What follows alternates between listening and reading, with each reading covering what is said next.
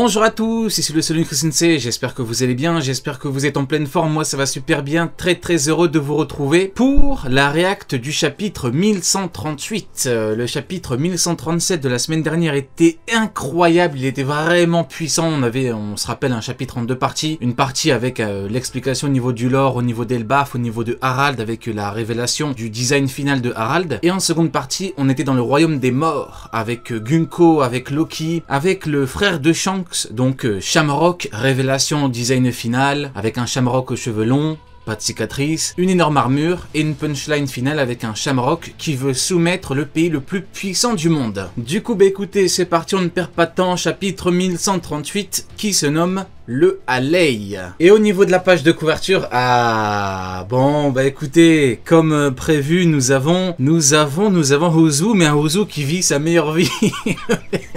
Le pèlerinage de Yamato, la fille du démon, 24e épisode, c'était la planque de Uzu. Ok, bon bah écoutez, apparemment nous avons Uzu qui se planque, qui se terre quelque part, mais on a un Uzu qui vit sa meilleure vie, hein. Donc Tobiropo qui va plutôt bien, on se rappelle que c'était Jinbei qui l'avait battu le Uzu, avec bon plus ou moins de facilité, une fois qu'il a réussi à le choper, bon il l'a éclaté, mais là bah écoutez, tout va bien pour lui. Bon, peut-être que, mine de rien, le pèlerinage de Yamato devient très intéressant, hein. Le début était plutôt tranquille, mais là franchement, pour quelqu'un de nostalgique comme moi, hein, je sais pas pour vous, mais moi je suis quelqu'un, j'aime beaucoup ce sentiment de nostalgie, j'aime beaucoup me rappeler de certains moments, et là ça fait vraiment plaisir d'avoir des nouvelles de personnages qui ont un petit peu, mine de rien, marqué l'un des plus grands arcs de l'œuvre, et même l'un des plus grands arcs, tout manga confondu, Wano Onigashima, et c'est parti. Alors, ok, c'est parti, on démarre directement avec le royaume des morts. Loki résiste au chevalier divin, mais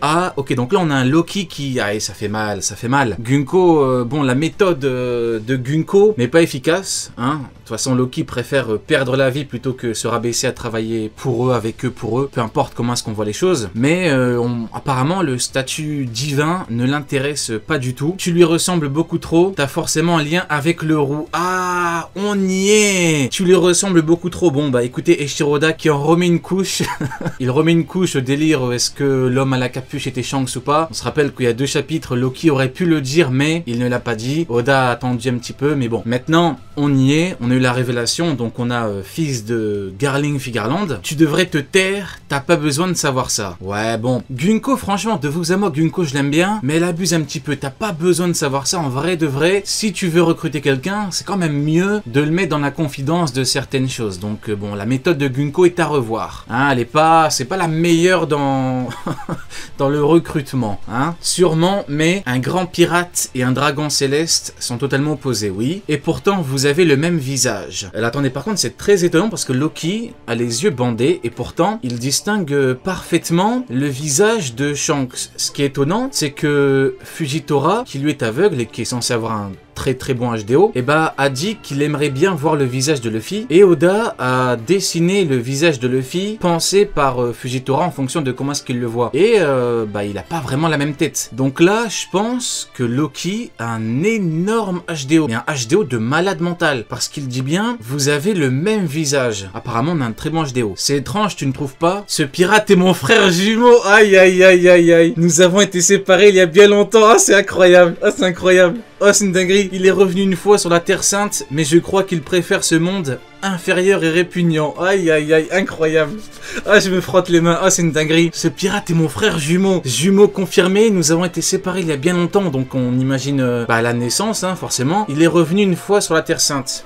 Donc peut-être que c'est quand il est parti parler au Gorosei, ou alors Eiichiroda essaye encore une fois de se jouer de nous. Peut-être qu'il essaye de... Il brouille un petit peu les pistes, parce qu'il fait pas forcément référence à ça, donc on verra bien. Il est revenu, votre lien me met encore plus en rogne. C'est drôle de voir que les 2 frères en ont après moi. N'oubliez pas, bande d'enfoirés, quand je serai libre. Ah, c'est terrible, c'est incroyable. Ah, franchement, chapitre, ça démarre tellement bien. Vous savez ce qui va se passer, pas vrai? Le destin de mes potes repose sur moi. Ah, c'est un vrai Luffy, hein. C'est un vrai Luffy. À la différence que Luffy, je pense, se serait beaucoup plus mis en colère à la chute de ses potes. Tu me menaces, capitaine, un type comme lui, oui, inutile de m'occuper de lui directement. Il dégaine l'épée. Pas vrai? Cerberus? Comment ça Cerberus? Comment ça Cerberus? Il dégaine son épée, il y a de la fumée magique, de la fumée démoniaque, et là il y a Cerber. Cerberus? Groa? Cerberus? C'est quoi? C'est exactement ce que j'allais... C'est exactement ce que j'allais dire. Il y a Loki qui dit c'est quoi ce bordel? C'est exactement ce que j'allais dire. C'est quoi ce bordel? C'est mon sabre. Alors attendez, qu'est-ce que c'est que ce foutoir? Cerberus? Waouh, c'est ignoble. C'est quoi ce truc? C'est un truc de malade mental. Son épée, il a de la fumée démoniaque. Elle se barre en mode Deidara. Elle se barre en mode Deidara avec un espèce d'oiseau de bandage. Si tu survis, tu pourras venir me tuer à tout moment. Quand ce moment viendra, je serai ton adversaire. Qu'est-ce que c'est que ce truc de malade? C'est quoi cette action de fou?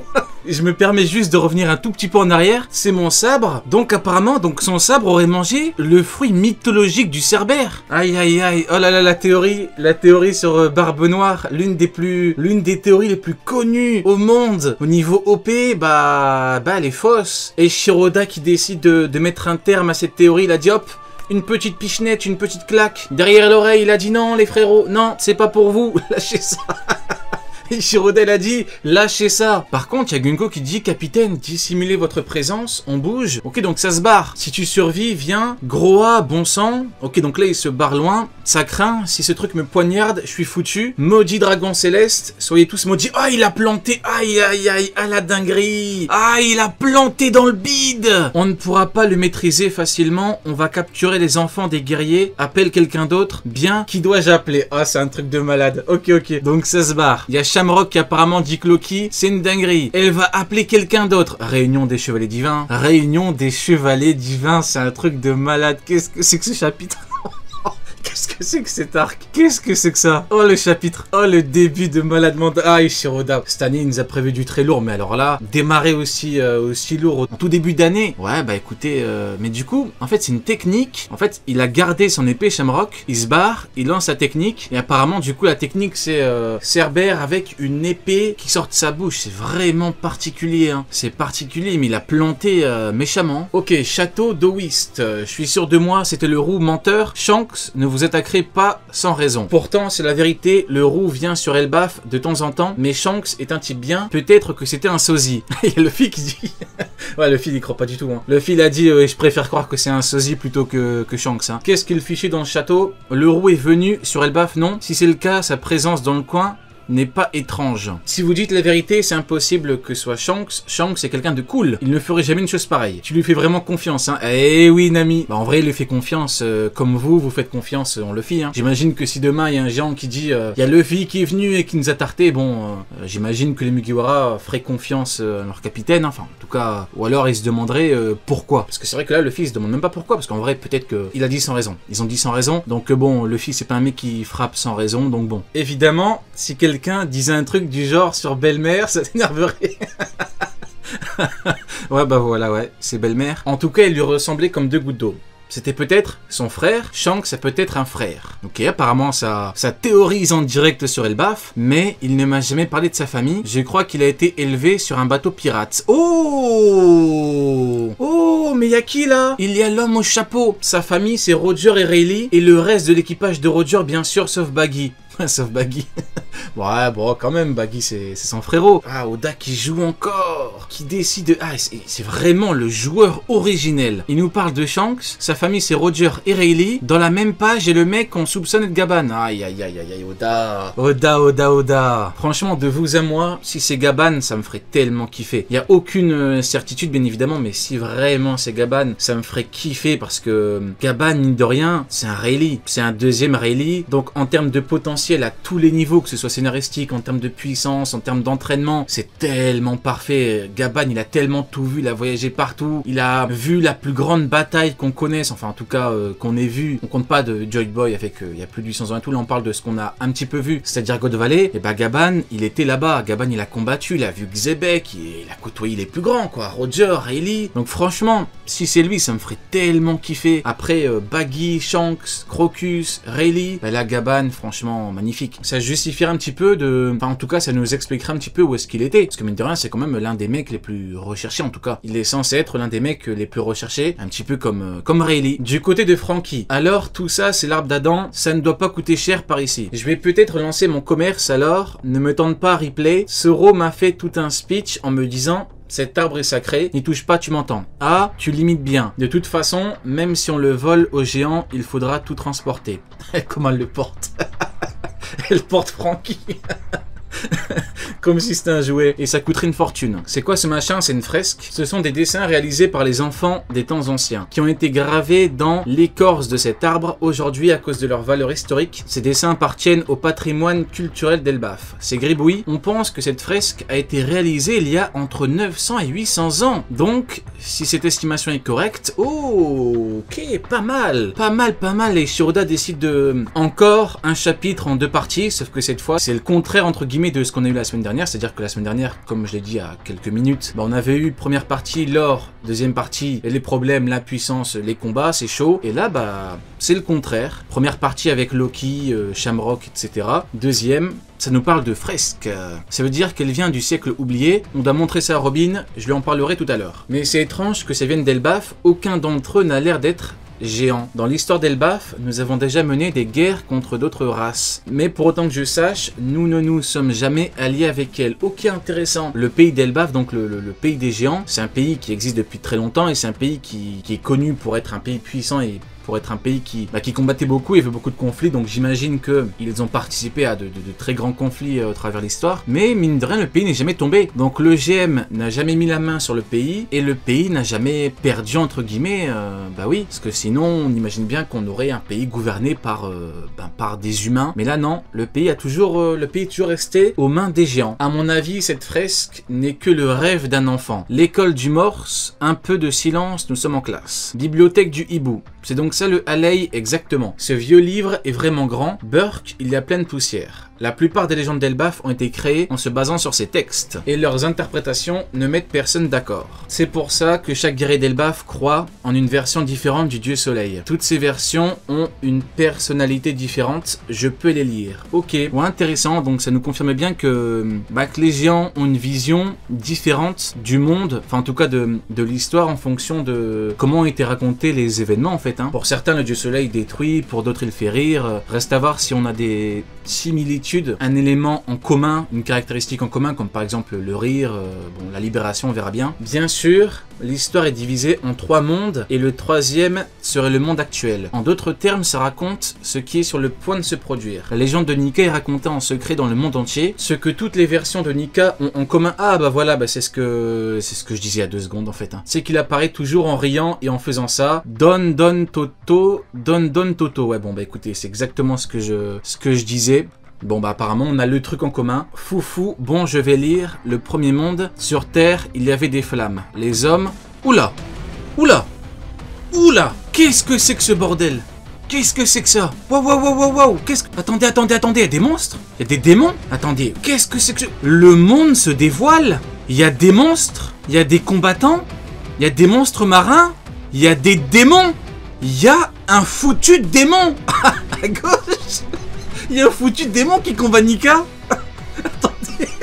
Qu'est-ce que c'est que ce bordel? Qu'est-ce que c'est que ça? Alors attendez. J'ai des frissons de malade là. C'est une fresque. Il y a Franky au milieu qui doit être totalement choqué. Premier monde, sur Terre il y avait des flammes. Les hommes consumés par leurs avidités touchèrent le soleil interdit. Les esclaves se mirent à prier et le dieu soleil répondit à leurs appels. Mais le dieu de la terre, empli de colère, se dressa. Avec le serpent des flammes infernales, ils unifièrent leurs forces. Le monde tout entier fut englouti dans la mort et l'obscurité. Jamais plus leurs chemins ne se croisèrent. Oh là, qu'est-ce que c'est que ça? C'est un truc de fou. C'est un truc de malade mental. Mais c'est tout ce que j'aime. Là on est dans le mystique. Écoutez-moi bien. Là on est à la fois dans le mystique, à la fin dans le divin, à la fois dans le démoniaque. Deuxième monde, dans le néant, un souffle prit vie. Le dieu de la forêt. Ah, on y est. Forêt, terre, pluie, soleil. On y est, on y est, on y est. Envoya ses démons, donc le dieu de la forêt envoya ses démons. Le soleil ne répandait que la guerre et ses flammes. Le peuple de la demi-lune fut un rêve. Le peuple de la lune eut aussi sa vision. Les hommes tuèrent le soleil et devinrent les dieux. Le dieu de la mer, empli de rage, se dressa. Jamais plus leurs chemins ne se croisèrent. Et enfin, troisième monde, dans le chaos, il y avait le vide. Les traces défavorables se souviennent du jour promis. La voix de la lune, fragmentée, résonne. Le dieu du soleil danse et sourit, tout en guidant le monde vers sa fin. Le soleil reviendra, une aube nouvelle se lèvera. Ils se croiseront sûrement à nouveau. Magnifique. Magnifique, c'est un truc de malade mental. Fin de chapitre totalement légendaire. En fait, c'est à la fois légendaire et lunaire.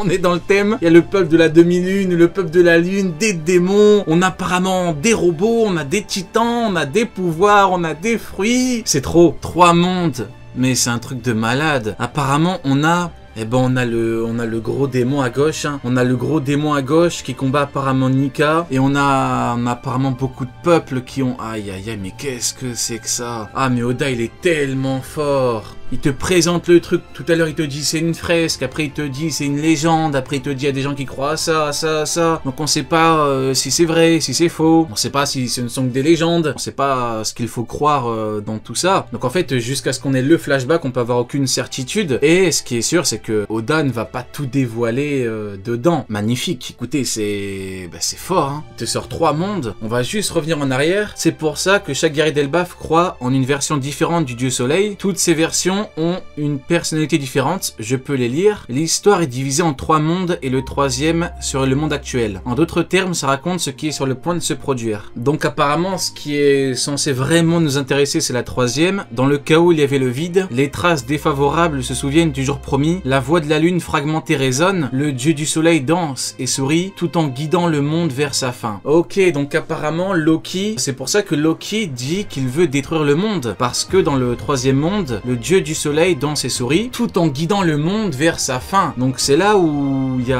c'est sujet à interprétation. Voilà pourquoi Loki veut détruire le monde, parce que lui, pour lui, Nika c'est un destructeur. Le soleil reviendra, une aube nouvelle se lèvera, ils se croiseront sûrement à nouveau. Bon, bah écoutez, chapitre totalement historique. Bon, évidemment, c'est un 10 sur 10. Hein. Il y a vraiment tout ce qu'on aime dans un chapitre de One Piece. En fait, il y a vraiment tout ce qui fait d'un chapitre de One Piece un vrai gros chapitre de One Piece. On peut mettre un 10 sur 10. Il y a de la révélation à tout va, on nous parle du lore, on nous montre des nouveaux pouvoirs, il y a une épée qui en fait a le pouvoir de Cerbère, il y a Shamrock, c'est mon frère jumeau, on était séparés il y a longtemps, il est venu sur la Terre Sainte, après on nous parle des 3 mondes, bon bah écoutez c'est phénoménal, et à la totale, magnifique, chapitre 10 sur 10, c'est l'un des meilleurs chapitres qu'on a eu depuis bien longtemps, je dirais même que c'est possiblement l'un des meilleurs chapitres depuis le début de l'œuvre, hein. Concrètement je pense ne pas exagérer en tout cas en disant ça, bah écoutez je vous demanderai votre avis à vous dans les commentaires parce que c'est toujours intéressant. Je vais vous lire et moi je m'en vais préparer la review qui sortira dimanche.